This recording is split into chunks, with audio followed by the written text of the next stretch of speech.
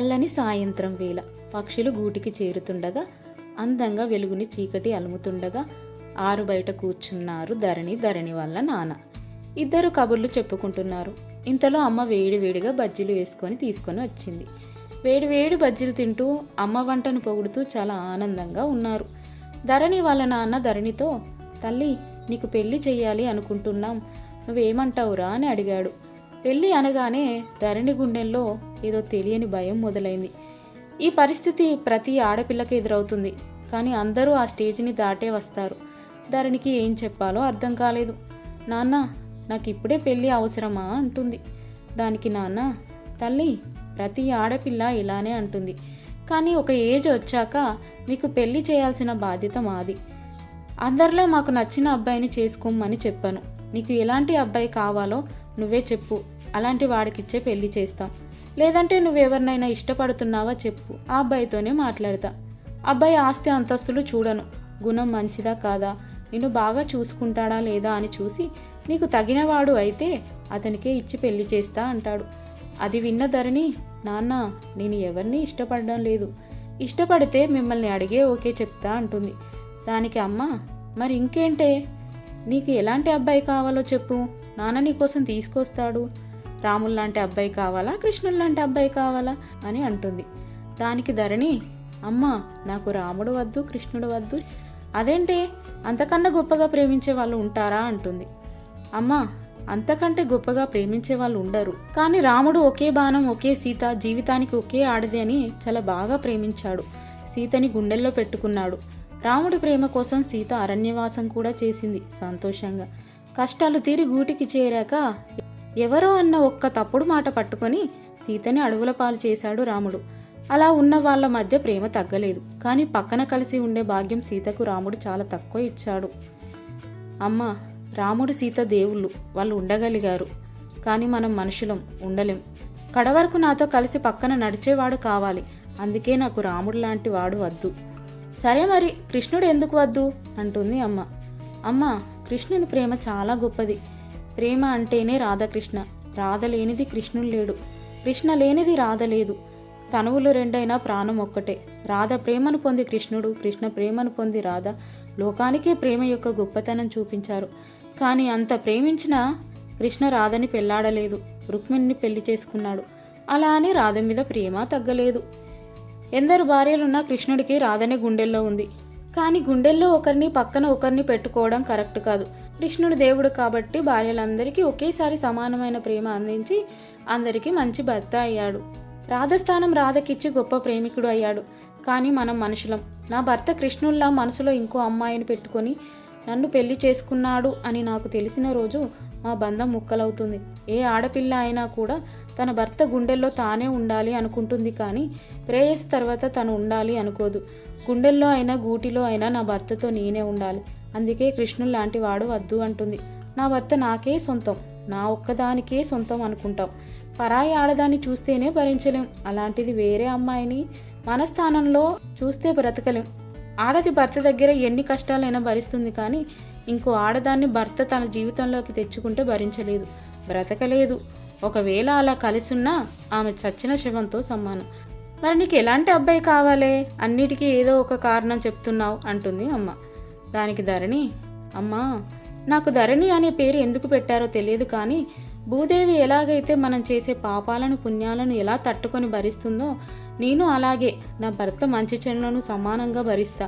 కానీ ఎలాగైతే భూదేవి పాపాలను భరించలేక ఓపిక నశించి ప్రళయం సృష్టించి లోకాన్ని ముంచేస్తుందో నేను కూడా ఓపిక నశించిన రోజున నా జీవితంలో ప్రళయం సృష్టిస్తా. అందుకే నేను భర్తగా కోరుకున్న అబ్బాయి మంచివాడు అయితే ఓకే, కానీ చెడ్డవాడైతే చెప్పి చూస్తా. అలా మనం చెప్పినప్పుడు మన కోసం చెడుని వదిలేసేవాడు కావాలి. ప్రతి మనిషిలో మంచి చెడు రెండూ ఉంటాయి, కానీ మంచిని తీసుకోవాలి, చెడుని వదిలేయాలి. అలా చెడుని వదిలేసేవాడు కావాలి. ఇప్పుడున్న కాలంలో సంపాదన కోసం అందరూ పరిగెడుతున్నారు. డబ్బు లేకపోతే ఏదీ లేదు అన్నట్టు అయిపోయింది.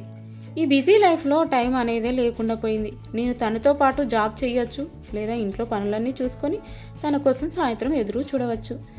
ఏదేమైనా సాయంత్రం వచ్చాక టీవీ, మొబైల్, ఫ్రెండ్స్తో ఫోన్ కాల్స్ లేదా బయటికి ఫ్రెండ్స్తో వెళ్ళడం, ఇలా బయటికి వెళ్ళేవాడు కాకుండా దొరికిన కొంచెం టైంలో అలా ఆరు బయట కానీ టెర్రస్ పైన కానీ కూర్చొని కొద్దిసేపు కబుర్లు చెప్పేవాడు కావాలి.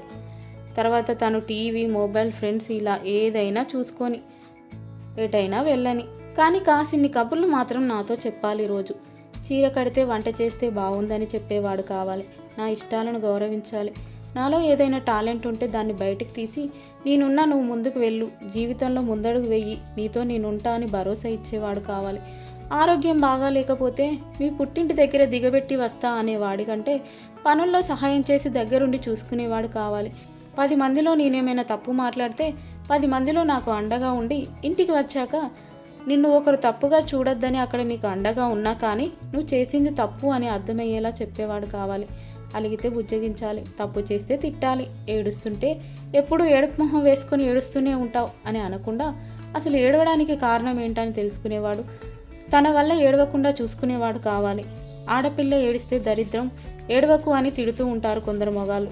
కానీ ఆ ఏడుపు వాళ్ళు చేసిన గాయం వల్లే అని తెలుసుకోరు, చెప్పినా వినరు. అలాంటి వాడు అస్సలు వద్దు. బాధ్యత తెలిసిన భర్త కావాలి. తన అమ్మా నాన్న తనకి ఎంత ముఖ్యమో అమ్మాయి వాళ్ళ అమ్మా నాన్న అంతే ముఖ్యం అనుకోవాలి. వారానికి ఒకసారి నచ్చిన ఫుడ్, నెలకొకసారి సినిమా లేదా అలా గుడికో బయటకో వెళ్ళడం, సంవత్సరానికి ఒకసారి అలా జ్ఞాపకాలని పోగు చేసుకోవడానికి, ప్రేమను పెంచుకోవడానికి ఒక ట్రిప్ చాలు ఆడవాళ్ళ జీవితానికి. ఇది చాలామంది ఆడవాళ్ళు పెళ్ళయ్యాక కనీసం తిన్నావా, నీ ఆరోగ్యం బాగుందా, నువ్వేమైనా చెప్పాలి అనుకుంటున్నావా అనే పిలుపు మాటలకి కూడా నోచుకోకుండా భారంగా జీవితాన్ని మోస్తున్నారు. తిన్నావా, ఎలా ఉన్నావు అని అడిగితే ఏమవుతుంది? దానికి మనీ ఏం ఖర్చు అవ్వవుగా. అలా ప్రేమగా అడిగేవాడు కావాలి. భర్త ప్రేమగా చూసుకుంటే డబ్బు, ఆస్తి, నగలు కోరుకోదు ఏ ఆడది. 3 మల్లె పువ్వులైనా కూడా మురిసిపోతుంది. మట్టి గాజులే మహాభాగ్యం అనుకుంటుంది. ఆఫీస్కి వెళ్లే ముందు నుదుటిపై ఒక ముద్దు, వచ్చాక ఒక హగ్గు, తోడుంటా ఏ పరిస్థితుల్లో అయినా అనే భరోసా ఇచ్చేవాడు కావాలి. చెడు అలవాట్లకు బానిస అయిన వాడు వద్దు. ఏ ఆడపిల్ల కూడా పెళ్లి చేసుకున్న మొదట్లో గయ్యాలిలా ఉండదు.